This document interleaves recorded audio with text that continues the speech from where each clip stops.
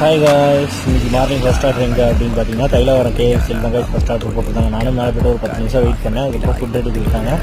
நானும் அப்படியே ஃபுட்டை வாங்கிட்டு நேராக கஸ்டமர் லொக்கேஷனை பார்த்து கிளம்பிட்டேன் காய்ஸ். இன்றைக்கி என்ன அப்படின்னு பார்த்தீங்கன்னா உழைப்பாளர் தினம் அப்படிங்கிறதுனால எல்லாத்துக்கும் உழைப்பாளர் தின நல்வாழ்த்துக்கள் காய்ஸ்.